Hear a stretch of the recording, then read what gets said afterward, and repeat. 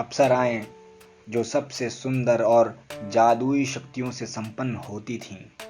वेदों और पुराणों में इनका उल्लेख मिलता है। ये देवलोक में नृत्य और संगीत के माध्यम से देवताओं का मनोरंजन करती थीं। ये गंधर्व लोक में रहती थीं। देवराज इंद्र ने सिंहासन की रक्षा के लिए और संत तपस्वियों के कठोर तप को भंग करने के लिए अप्सराओं का प्रयोग किया है। अप्सराओं के ऐसे इस्तेमाल से धरती पर अप्सरा से उत्पन्न लोगों के वंश भी रहे हैं। ऐसी रूपवती अप्सराओं के कामुक कारनामों से बदल गया धरती और स्वर्ग का इतिहास।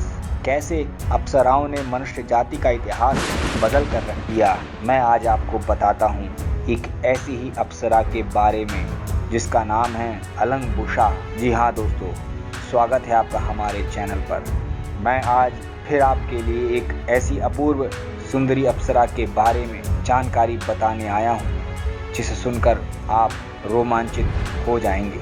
अलंबुसा एक बहुविकल्पी शब्द है, मतलब जिसके माध्यम से आपके जीवन में बहुत सारे विकल्प हो सकते हैं, जिसको आप अनेक रूपों में अपने जीवन में ग्रहण कर सकते हैं और उसका इस्तेमाल कर सकते हैं। अलंबुसा सौंदर्य तथा नृत्य कला में बेजोड़ एक देवांगना थी। ब्रह्मा ने इसे और विधूम नामक एक गंधर्व को मनुष्य योनि में जन्म लेने का शाप दिया था।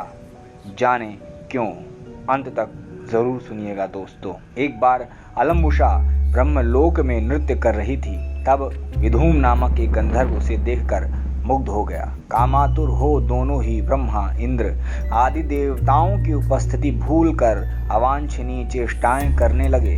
फलतः ब्रह्मा ने उन्हें मनुष्य होने का शाप दे डाला।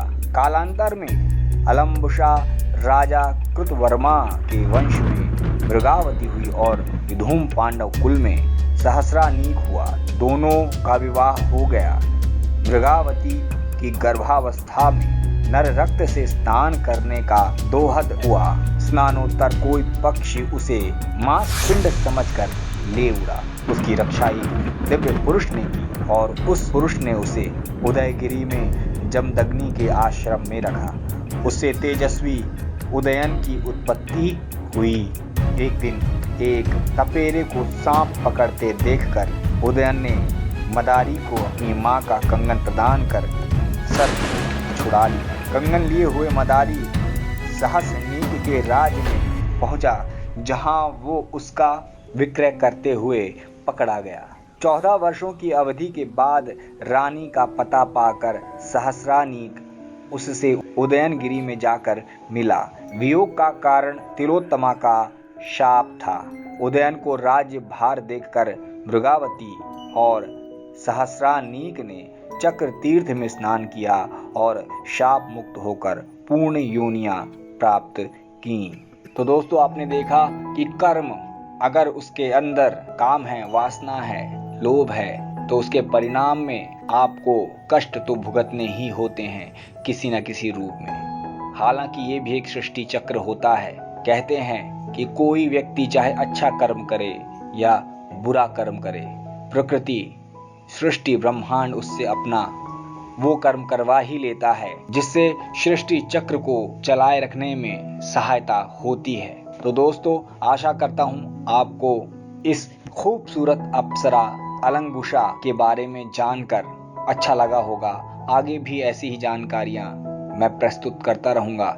लाइक करें, कमेंट करें और हमारे चैनल को सब्सक्राइब भी करें। धन्यवाद।